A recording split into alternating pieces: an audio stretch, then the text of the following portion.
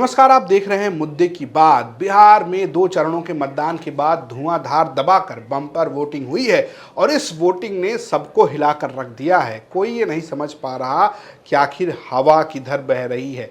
आज मुद्दे की बात में हम यही बात करने जा रहे हैं कि जब 14 नवंबर को रिजल्ट आएगा तो कौन सत्ताधीश बनेगा, कौन शपथ लेगा और कौन हाथ मलता रह जाएगा, और क्या इसका असर उत्तर प्रदेश के 2027 के चुनाव पर पड़ने वाला है। क्योंकि चाहे वो मुख्यमंत्री योगी आदित्यनाथ रहे हों, चाहे समाजवादी पार्टी के अखिलेश यादव रहे हों, चाहे मायावती रही हो, सभी फोर्सेस बिहार में अपने अपने तरीके से अपने सहयोगियों, अपनी पार्टी या अपने मित्रों के लिए जान लगाते नजर आए हैं।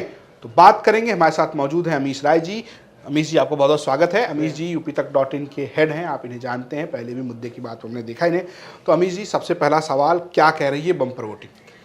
शुक्रिया रजत। देखिए, मैं अगर प्रशांत किशोर से शब्द उधार लूं, हालांकि अब वो एक राजनीतिक पार्टी हैं और इस बिहार के चुनाव में भी पार्टी हैं, लेकिन एक बार के लिए सही मैं उनसे ये उधार लेना चाहता हूं कि मुझे ऐसा लग रहा है ना कि ये बदलाव के लिए वोटिंग हो रही है। इतना ज़्यादा वोट पड़ना, इतना अचानक से उछाल आना वोटिंग परसेंटेज में, ये बिहार जैसे प्रदेश के लिए अप्रत्याशित है।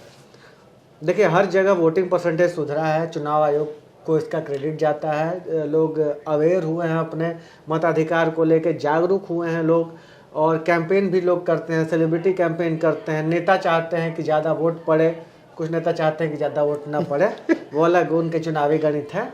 लेकिन मोटा मोटी लगातार देश में अलग अलग राज्यों में चुनाव प्रतिशत बढ़े हैं, लेकिन इतना उछाल नहीं आता है ना। देखिए, प्रशांत किशोर कह रहे हैं कि इस बात को कैलकुलेट करने में कोई गलती ना करे कि ये बदलाव के लिए वोटिंग है।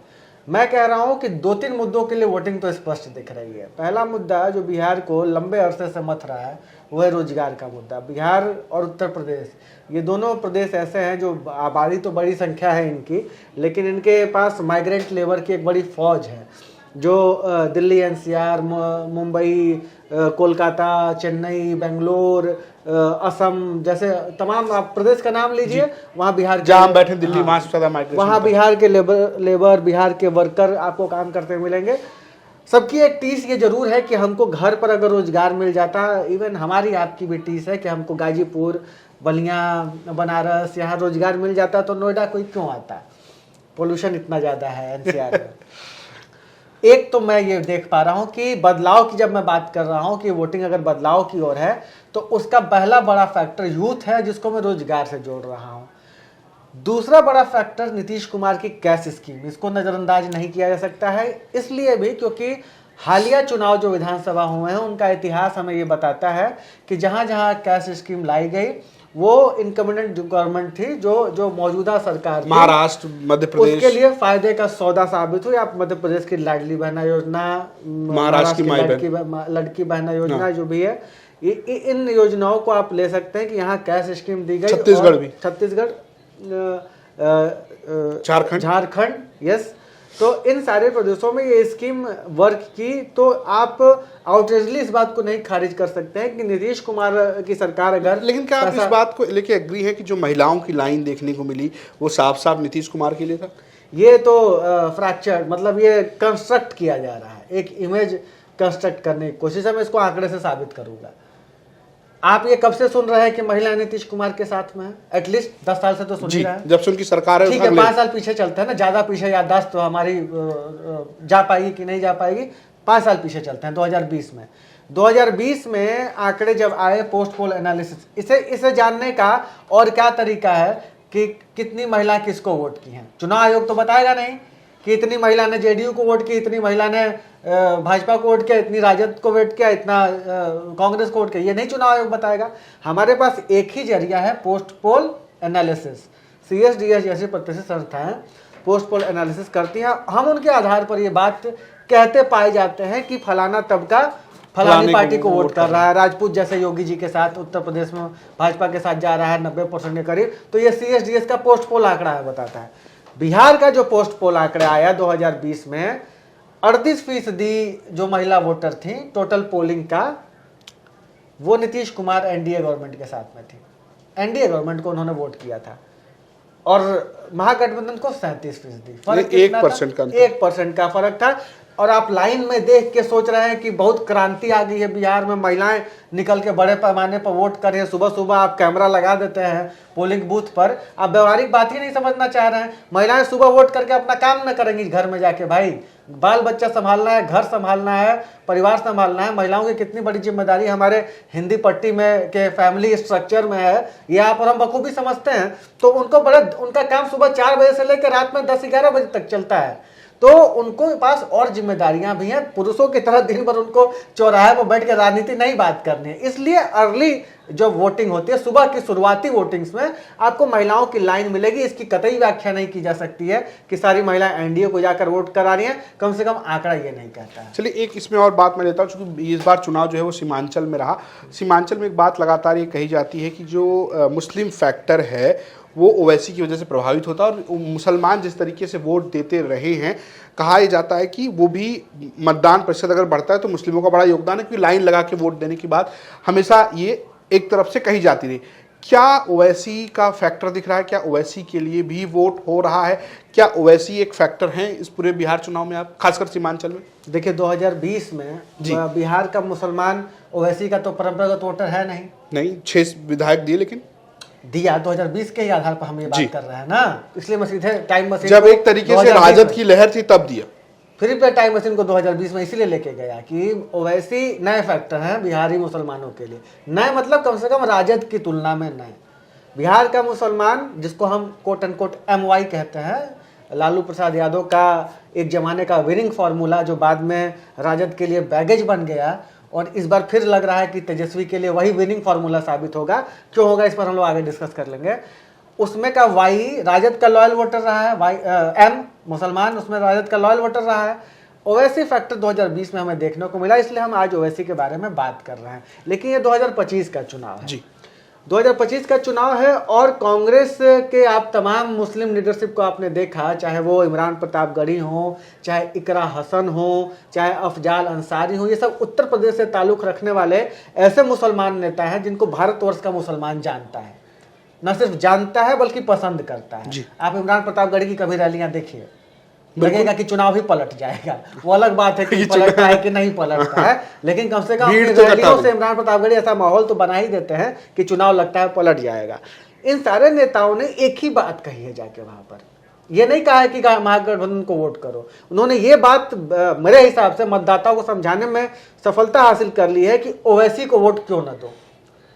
जुबली हिल्स तक का चुनाव जो तेलंगाना में हो रहा है, जहां कांग्रेस ही लड़ रही है, जहां कांग्रेस लड़ रही है, वहां का उदाहरण देकर कांग्रेस कह रही है कि वहां तो आप हमारा विरोध नहीं कर रहे हैं, यहां क्यों कर रहे हैं, यहां आप हमें हराना चाहते हैं इसलिए विरोध कर रहे हैं।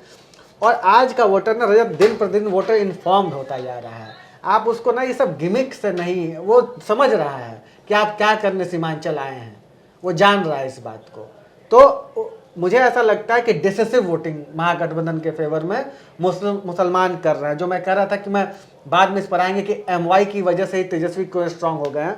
बाकी जातियों में तो भाई बंटवारा है, लेकिन MY में मुझे निजी तौर पर कोई बंटवारा नजर नहीं आता है, चाहे वो PK फैक्टर ही क्यों ना हो। मैं PK पे भी आऊँगा, लेकिन एक बात और जानना चाहूँगा कि जो बात कही जा रही है कि चुनाव मुख्य तौर पे लोग आकलन ये लगा रहे हैं। अभी आप शायद थोड़ी देर में तमाम एग्जिट पोल्स भी देखें, उसमें अलग अलग आंकड़े आएंगे। एग्जिट पोल कई बार सही साबित भी होते हैं, कई बार वो गलत साबित होते हैं, क्योंकि वो भी एक किस्म का अनुमान है, अनुमान सही गलत साबित हो सकते हैं। वाले एग्जिट पोल गलत साबित हुए ही थे, कई बार हुए, कई बार सही। मतलब जब 2014 में नरेंद्र मोदी की सरकार आई, तब भी किसी ने उस तरीके की लहर को परिकल्पना नहीं करी थी। मध्य प्रदेश में कांग्रेस को लेके, हरियाणा में कांग्रेस को लेके जिस तरीके से बात कही गई, तो बहुत सारी, कई बार इवन महाराष्ट्र में कई मुख्य तौर पे कुछ एग्जिट पोल सही होते हैं, कुछ नहीं होते, लेकिन वो आएगी तो बात अलग हो। लेकिन एक बात कही जा रही है, जो अगर आप बिहार में लोगों से बात कीजिए, कि धीरे धीरे चुप्पे चाप तीरे छाप, मतलब कि जदयू को लेके एक अच्छी लहर है। बीजेपी से ज़्यादा बात नीतीश कुमार की हो रही है, और इसको ज़्यादा मजबूती तब मिली जब बीजेपी के दफ्तरों में भी नीतीश के पोस्टर दिखने लगे। क्या आपको लग रहा है कि नीतीश कुमार बेहतर चुनाव लड़ रहे हैं इस बार? नहीं, आपने दो बातें कही है ना, एक तो नीतीश बेहतर लड़ रहे हैं, बीजेपी की तुलना में बेहतर लड़ रहे हैं, ये भी बात हो रही है। आपने कहा ये बात क्यों हो रही है, पहले हम इस पर आते हैं, फिर नीतीश बेहतर लड़ रहे हैं कि नहीं इस पर जाएंगे। अभी अमित शाह ने कैंपेन किया बिहार में, कैंपेन नहीं, गलत शब्द का इस्तेमाल, कैंप कर लिया बिहार में।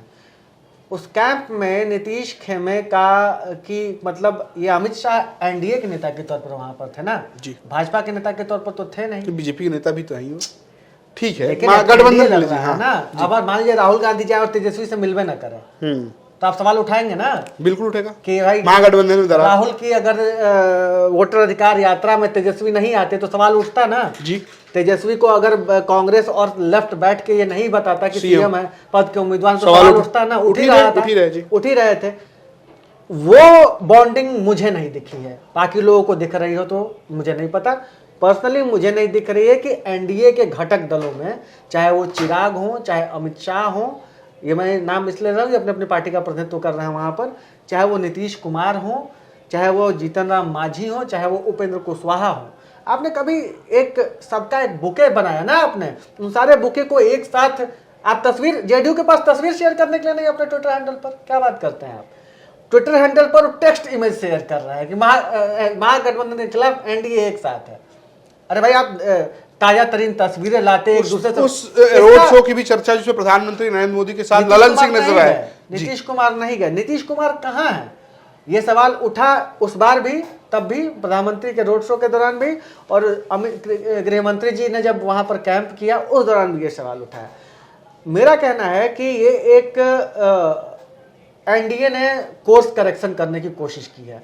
पहले जब एनडीए ने ये कह दिया, अमित शाह जी ने ये कह दिया कि विधायक दल तय करेगा कि मुख्यमंत्री कौन होगा, तो इसका एक गलत संदेश गया। देखिए ये तो तय है कि भाजपा के पास चेहरा नहीं है, भाजपा के पास चेहरा होता और अगर उसके पास ये ताकत होती कि वो अकेले दम पर चुनाव लड़ सकती है, जीत सकती है, तो अपना चेहरा प्रोजेक्ट करती, या भाजपा बिग ब्रदर होती तो अपना चेहरा प्रोजेक्ट करती। भाजपा के पास नीतीश के चेहरे के अलावा कोई विकल्प नहीं था।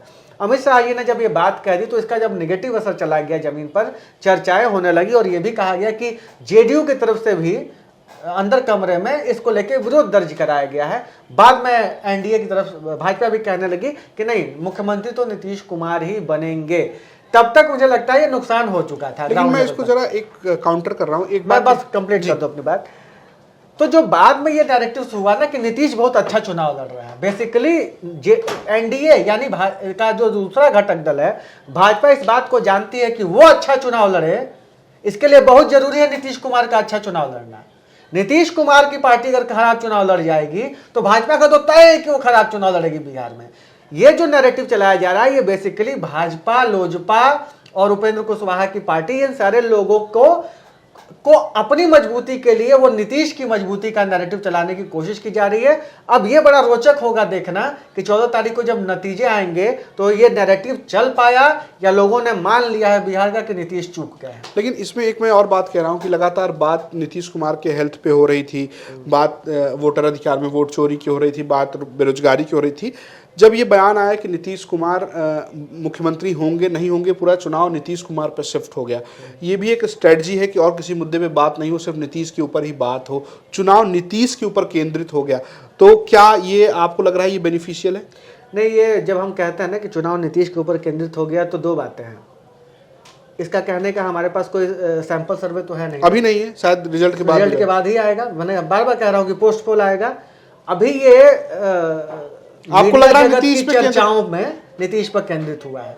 क्या जनता की चर्चाओं में नीतीश पर केंद्रित हुआ है चुनाव, या जनता ने ऑलरेडी मन बना रखा है? हमारे फील्ड रिपोर्टर्स, रजत आपने तमाम वीडियोस देखे हैं, ग्राउंड रिपोर्ट्स देखी है। हमारे मैनेजिंग एडिटर मिलन खांडेकर गए थे ग्राउंड रिपोर्ट करने बिहार, उनके तमाम रिपोर्ट्स आप देख लीजिए। वहां जो वोटर तबके से जिससे बात हो रही है वो तो बात करके नहीं समझ में आ रहा कि केवल नीतीश के ऊपर फोकस है। वो तीनों प्रकार की बातें कह रहा है। वो तेजस्वी की नौकरी की बात करने वाले हमें वोटर्स मिले, महिलाएं मिली जो ये कह रहे हैं कि 10,000 देने से क्या हो जाएगा भैया, हमारे बच्चों के भविष्य का सवाल है। युवा मिले जो कहते हैं हम जात पात नहीं देखेंगे, हम इस बार तेजस्वी पर भरोसा करेंगे, मिले ना जी। ये लोग मिले जो कह रहे हैं कि प्रशांत किशोर बहुत अच्छा लड़ रहे हैं, हम वोट तो उनको देंगे लेकिन वो हार रहे हैं, मिले ना। ये भी लोग मिले जो कह रहे हैं कि जंगल राज हमने देखा है, हमने अपनी आंखों से मुजफ्फरपुर में दंगे और अपहरण और छिनैती ये सब गुंडई देखी है, तो हम जानते हैं कि लालू राज का रिफ्लेक्शन अगर तेजस्वी में आएगा तो क्या होगा। हर प्रकार की चर्चा है बिहार में। अब कौन सी चर्चा भारी पड़ने जा रही है ये तो रिजल्ट बताएगा। लेकिन आप ये जब कह रहे होते हैं ना कि ये स्ट्रैटेजी थी जी और नीतीश कुमार के ऊपर फोकस हो गया पूरा चुनाव, अरे भैया, तो कंफ्यूज करके फोकस है नीतीश पर करना था तो पहले ही नीतीश पर करना था ना। ये कौन सी अच्छी स्ट्रेटजी है कि पहले जनता और विरोधियों को कंफ्यूज करो और फिर नीतीश पर फोकस कर दो। अगर जनता इतनी लॉयल है नीतीश कुमार के लिए बिहार की, अगर जनता को ये लगता है कि नीतीश कुमार की वजह से, अगर पॉलिटिकल पंडितों को लगता है कि नीतीश कुमार की वजह से ही चुनाव जीता जा सकता है, एनडीए को ऐसा लगता था, तो पहले दिन से नीतीश को मुकुट की तरह सजाने की जरूरत थी ना। ये आप किसे कंफ्यूज कर रहे हैं? तो ये कौन सी स्ट्रेटजी थी भाई, मुझे तो नहीं समझ में। चलिए अच्छा, 2-3 छोटे-छोटे सवाल लेता हूँ। समय की बाध्यता भी है, पीके बहुत चर्चा में है, हम ये क्यों नहीं मान लेते कि पीके भी सरकार में? देखिए, पीके एक्स फैक्टर हो सकते हैं। एक्स फैक्टर ही क्यों हो सकते हैं, वो एक्स ही क्यों नहीं हो सकते हैं? वो इसलिए ना कि ट्रेडिशनल, ये मैंने पिछले तमाम, हम लोग बिहार पर बात किया, मैंने कहा कि कन्वेंशनल विजडम से बिहार की व्याख्या नहीं की जा सकती, लेकिन पीके को लेकर मैं अपने स्तर को वापस लेता हूँ। वजह ये है कि देखिए, संगठन का बड़ा रोल है उत्तर प्रदेश और बिहार जैसे प्रदेशों में चुनाव का। ये दिल्ली का चुनाव नहीं है। संगठन जब तक बड़ा मजबूत आपका नहीं रहेगा, नैसर्गिक तौर पर आप वोटर्स को निकाल कर बूथ तक नहीं। चलिए मैं ये कंक्लूज कर लूँ कि पीके चुनाव तो नहीं जीत रहे, किसको हरवा रहे हैं? 10 में से 7 वोटर पीके का एनडीए का है, ये सी वोटर का सर्वे बताता है। अब आप समझ लीजिए कि ये प्री पोल सर्वे है, 10 में से 7 वोटर एनडीए का है, तो किसको नुकसान पीके पहुंचा रहे हैं? तेजस्वी को लेके क्या लग रहा है आपको कि इस बार है संभावना, अगर चूकते हैं तो उनकी करियर की क्या दिशा आप देख रहे हैं? देखिए, तेजस्वी यादव अखिलेश यादव के पद चिन्हों पर है। अखिलेश यादव के पद चिन्हों पर तेजस्वी यादव है, और क्यों है बताता हूँ। मुलायम सिंह यादव के समय में एमवाई की पार्टी थी जी, सपा, उत्तर प्रदेश में 28% की पार्टी 28-29% वोट पर सरकार बनाती थी। आज पीडीए की पार्टी है, 40% प्लस है, 40%, 45% इंडिया अलायंस का वोट शेयर है, उसमें कांग्रेस भी है, सपा भी है। यानी अखिलेश ने उस यात्रा को आगे बढ़ाया। आप जीत हार पर मत जाइए कि केवल जीत हार से नहीं तय होता है। जीत हार से तय होना होता तो फिर आडवाणी जी और अटल जी का जो भाजपा की यात्रा में योगदान है उसको माइनस करना पड़ जाएगा, ऐसा नहीं होता है ना। तो अखिलेश यादव जिस तरीके से पार्टी को उस खांचे से बाहर लेकर गए समाजवादी पार्टी को कि ये केवल मुस्लिमों और यादवों की पार्टी है, उसी तरीके से तेजस्वी ने ये काम बिहार में करने का काम किया है। ये काम वो 2020 में प्रूव भी कर चुके हैं कि केवल मुसलमान और यादव की पार्टी नहीं है, भूमिहारों के भी लोग हैं जो कमेंट करें, जो माना जाता है कि नहीं लालू जहां खड़े होंगे भूमिहार उसके उल्टा खड़े होंगे। लेकिन मैंने तमाम सीटों पर देखा है जहां वो भूमिहार टिकट मिला है महागठबंधन के उम्मीदवार को, वहां भूमिहार वोट पड़ रहा है जी। भूमिहार भी उस विंडिक्टिव लहजे में बात नहीं कर रहा है, क्योंकि देखिए अंततः कटु चीजों को भूलना पड़ता है, ये समाज का सत्य है, व्यक्ति का सत्य है। और तेजस्वी मुझे इस लिहाज से लगता है कि अपनी पार्टी का दायरा बड़ा कर रहे हैं। बिल्कुल। एकदम आखिरी सवाल, हार जीत यानी कि एनडीए की हार जीत या महागठबंधन की हार जीत उत्तर प्रदेश की राजनीति में क्या अलग करने जा रही है? क्या महागठबंधन की हार से अखिलेश के पीडीए को झटका लगने जा रहा है? निश्चित तौर पर अगर महागठबंधन वहाँ हारता है तो ये पीडीए को झटका होगा, पीडीए मुहिम को नहीं होगा झटका, बल्कि विपक्ष की राजनीति को झटका होगा। क्योंकि महागठबंधन पूरा का पूरा चुनाव नौकरी के वादे पर लड़ रहा है। अब समाज को, आप वोटर को कौन सा वादा करेंगे? एक जो बड़ा तबका भारतवर्ष का बेरोजगारी से पीड़ित है, उसको अगर आप रोजगार का वादा करके नहीं जीत पा रहे हैं तो ये तो ऐसी घटना होगी कि दूसरा आदमी फिर सोचेगा कि अब क्या वादा करूं, विपक्षी दल। दूसरा, क्या आपने जातिगत कोalition किया, आपने मलाह की एंट्री कराई, मुकेश सहनी की, आपने ताती तत्वा समाज की एंट्री कराई, एपी गुप्ता की, राहुल गांधी की प्रो दलित लीडर की छवि बनी, जिसमें गोस्वामी दलित एंट्री कर रहे हैं कांग्रेस की तरफ, ऐसा माना जा रहा है। ये सब करने के बावजूद अगर आप चुनाव नहीं जीत पाएंगे तो फिर पीडीए, यही तो अखिलेश यादव करने की कोशिश कर रहे हैं। वो सरकार को 2 ही मुद्दों पर घेर रहे हैं कि तुम रोजगार नहीं दे रहे हो, और जातिगत आधार का सबसे बड़ा वादा क्या है कि आऊंगा तो संविदा की नौकरियां खत्म करूंगा, रोजगार सरकारी नौकरी, एक तरह से अखिलेश वही बात कह रहे हैं। और दूसरा कि जातियों का, जो पिछड़े और दलित हैं, उनका शोषण किया जा रहा है, अखिलेश का ये आरोप है, तब उन्होंने पीडीए बनाया है। तो फिर अखिलेश के लिए भी एक तरह का झटका जरूर होगा। और इसी वजह से आप पाएंगे रजत कि अखिलेश यादव के पास जितनी ताकत है वो अपनी ताकत लगाकर महागठबंधन के साथ बिहार में खड़े नजर आ रहे हैं। उनका एक कैंडिडेट चुनाव लड़ नहीं रहा है। बिल्कुल। तो ये हम बात कर रहे थे अमीश जी के साथ, वो कह रहे हैं कि यही वजह है कि अखिलेश यादव इस तरीके की ताकत लगाते नजर आ रहे हैं। फिलहाल आपको क्या लगता है किसकी सरकार बिहार में बनने जा रही है, ये आप हमें कमेंट बॉक्स जरूर बताएं। देखते रहिए यूपी तक। नमस्कार।